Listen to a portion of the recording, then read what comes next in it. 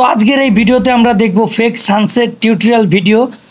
তো এই ভিডিওতে নরমাল ফটো একটা আর এডিটিং পিকচার আর এক পাশে। ভিডিওটা না টেনে সম্পূর্ণ দেখতে থাকুন, আশা করি আপনাদের কিছু শেখাতে পারবো। So let's start this video.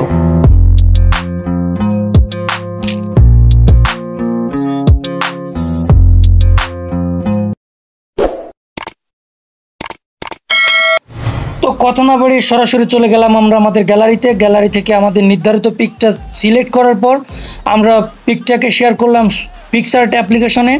দেন আমরা একটু সামনের দিকে সোয়াইপ করলাম এবং একটি স্টিকার অপশন দেখতে পাবো। আমরা স্টিকার অপশনের ভিতরে গিয়ে আমরা সার্চ বার দেখতে পাবো, সার্চ বারে সার্চ করব লাইট লিখে। তো দেখেন আমি আগে সার্চ করে রাখছিলাম, তো সেই জায়গা থেকে আমি সার্চে ক্লিক করলাম।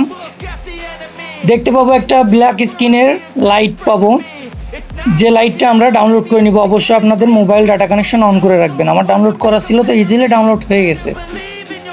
সামনের দিকে সোয়াইপ করে আমরা একটা ব্ল্যান্ডিং অপশন দেখতে পাবো, তারপর একটু সোয়াইপ করলে দেখতে পারবো স্ক্রিন। তো আমরা ওই স্ক্রিন অপশনটিতে ক্লিক করলে এরকম একটা আউটলুক দেখতে পাবো।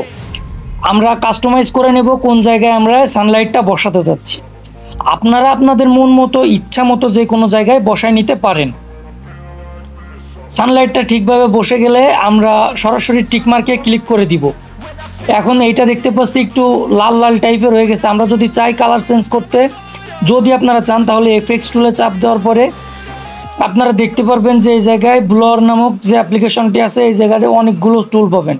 আপনারা একটু সামনের দিকে সোয়াইপ করলে কালার্স একটা সাইট পাবেন। আপনারা কালার্সে যাওয়ার পরে এই যে অপশনটি আমি সিলেক্ট করলাম, এটা সিলেক্ট করার পরে আপনারা অ্যাডজাস্ট করে নিতে পারেন যে এক্স্যাক্টলি আপনারা কোন কালারটা চাচ্ছেন। তো আমি ইয়েলো লুকের এই কালারটা নিয়ে নিলাম।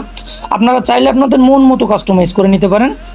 এরকম কাস্টমাইজ করা হয়ে গেলে আপনারা ইজিলি টিকমার্কে ক্লিক করে দিবেন। টিকমার্কে ক্লিক করে দিলে সিম্পলি আপনাদের গ্যালারিতে সেভ হয়ে যাবে। তারপর আপনারা ফেসবুক বা ইনস্টাগ্রামে আপনাদের এই সানসেট বা সানলাইটিং যে ফটোটা আছে, যেটা ফেসবুক ইনস্টাগ্রামে খুব বেশি ভাইরাল হচ্ছে, আপনারা ইজিলি আপলোড দিয়ে দিতে পারেন। আমি আবারও কাস্টমাইজ করে নিলাম, দেন টিকমার্ক করে এই সেভ অপশানে ক্লিক করে দিলাম।